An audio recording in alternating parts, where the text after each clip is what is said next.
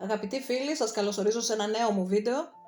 Σήμερα είναι 7 Νοεμβρίου 2024, είναι η πρώτη μέρα της νέας προεδρίας του Ντόναλντ Τραμπ στην Αμερική, ο οποίος εκλέχθηκε 47ος πρόεδρος, ήταν και 45ος όπως γνωρίζουμε, και μια νέα εποχή ξεκινάει. Εξού και η σημαία μας σήμερα.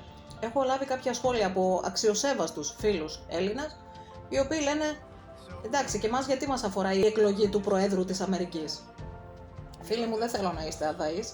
Εννοείται πως μας αφορά, γιατί με το που εκλέγεται πρόεδρος στην Αμερική, άμεσα επηρεάζεται όλος ο κόσμος. Μας αφορά άμεσα για τους πολέμους, για την νοοτροπία, για την κουλτούρα που μας επηρεάζει και για πολλά άλλα που θα σχολιάσουμε και παρακάτω και στην πορεία. Ας κάνουμε μια γρήγορη ανασκόπηση όσον αφορά τα γεγονότα. Η Καμάλα Χάρις, μετά την ήττα της, δεν βγήκε να μιλήσει, να δώσει ένα λόγο εχθές στους ψηφοφόρους της, οι οποίοι την περίμεναν. Κάποιοι ταξίδεψαν από μακριά μάλιστα, γι' αυτόν ακριβώς το λόγο, για να τη δουν από κοντά, για να τους μιλήσει.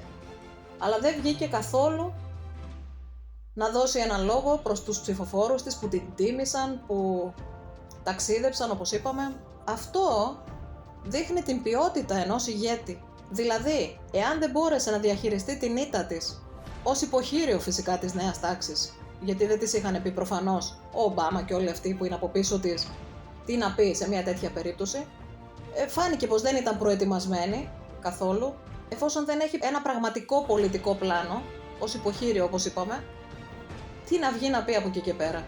Δεν ήταν προετοιμασμένη. Απλά η σκέψη μου έχει ως εξής: εάν δεν μπόρεσε να διαχειριστεί μια τόσο απλή κρίση, δηλαδή το ότι δεν βγήκε στην Προεδρία, δεν μπόρεσε να διαχειριστεί την ήττα της, δεν ήταν προετοιμασμένη για κάτι τέτοιο, εάν έβγαινε πρόεδρος της χώρας, πώς θα διαχειριζόταν μια οποιαδήποτε άλλη σοβαρότερη κρίση? Αυτό λοιπόν δείχνει ποιότητα ενός ηγέτη, την ποιότητα ενός χαρακτήρα, που προφανώς η Καμάλα δεν διαθέτει. Ο Τραμπ από την άλλη έχει αποδείξει πως θέλει να σταματήσει τους πολέμους. Αυτό είναι ένας στόχος του στη νέα προεδρία, έτσι κι αλλιώς. Και να πούμε ότι εάν ο Biden δεν είχε αποσύρει άρον-άρον τα στρατεύματα, τα ειρηνικά αποτρεπτικά στη Μέση Ανατολή τότε, δεν θα είχαν πάρει θάρρος προφανώς η ISIS και όλοι αυτοί, και θα μπορούσε να αποφευθεί ίσως και αυτή η κρίση στη λωρίδα της Γάζας. Ο Τραμπ έχει αποδείξει λοιπόν ότι θέλει να αποτρέψει τους πολέμους. Μάλιστα είχε διατηρήσει επί της προεδρίας του ανοιχτό διάβλο επικοινωνίας με τη Βόρεια Κορέα, με τη Ρωσία. Όχι ότι συμφωνούσε φυσικά, όμως είχε την διπλωματική ευφυΐα να το κάνει. Και έτσι προσπαθούσε να κρατήσει μια ισορροπία για την ειρήνη στη γη. Ένας από τους στόχους του είναι ότι θέλει να προστατέψει εννοείται τα σύνορα της Αμερικής και να σταματήσει την εισρωή παράνομων μεταναστών, λαθρό μεταναστών δηλαδή. Όπως είδαμε, επηρεαστήκαμε και εμείς με όλο αυτό. Και δεν επηρεαστήκαμε μόνο γι' αυτό, αλλά όταν ο Biden με την διάδοχό του, την Καμάλα, προωθούσαν την woke agenda, την LGBTQ++, και έτρεχαν οι transgender χαρούμενοι μέσα στη μόδα πλέον να αλλάξουν φύλο, οι άντρες να γίνουν γυναίκες, οι γυναίκες να γίνουν άντρες και ούτω καθεξής, πέρασαν νόμους, έβαλαν στα σχολεία μαθήματα σεξουαλικής διαπαιδαγώγησης, βιβλία στις βιβλιοθήκες που μπορούν να διαφθείρουν τα παιδιά μας, γιατί τα παιδιά πρέπει να προλάβουν να μάθουν, να δουν όλα αυτά. Τώρα που βγήκε ο Τραμπ πλανητάρχης, άραγε η δική μας κυβέρνηση θα μας κάνει διαφήμιση για την πατρίδα, τη θρησκεία και την οικογένεια? Όντως θα επηρεαστεί από όλο αυτό το κλίμα? Θα μας πούν τώρα ότι ο Θεός έπλασε έναν άντρα και μια γυναίκα και είπε να γίνονται ένα? Ή θα παραμείνουμε με το κεφάλι μέσα στα Σόδομα και στα Γόμορα όπως μπήκαμε, ως προοδευτικοί και μοντέρνοι? Ο Τραμπ επίσης θέλει να φέρει δικαιοσύνη μέσα σε όλη αυτή την παράνοια με τα αθλήματα. Είδαμε στους Ολυμπιακούς Αγώνες και θυμώσαμε ότι ένας άντρας μπορούσε απλά να δηλώσει γυναίκα και κατέστρεφε τις προσπάθειες χρόνων που έκαναν κοπέλες με προπονήσεις, το μέλλον τους, τα όνειρά τους, εφόσον έσπαγαν τα γυναικεία ρεκόρ και έπαιρναν τα μετάλλια. Και είδαμε μέσα σε μία τετραετία να καταστρέφονται έθιμα χιλιάδων ετών.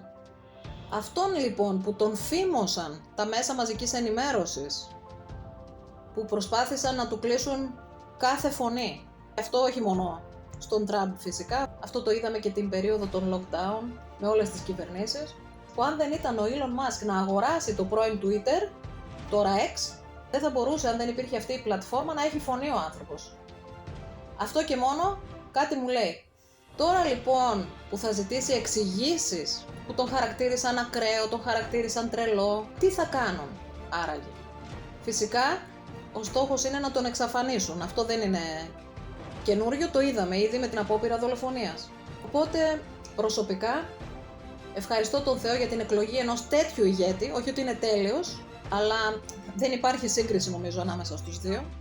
Όπως έχουμε δει, έχει τουλάχιστον και ένα φόβο Θεού, μια ομολογία πίστης ο άνθρωπος, έχει 5 αρχές.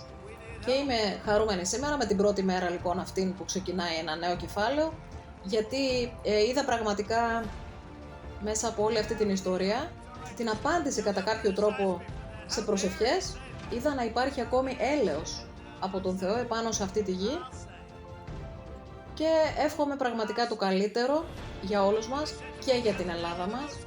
Εύχομαι να πετύχει τους στόχους του ο νέος πρόεδρος και να μην τον πετύχουν σαν στόχο.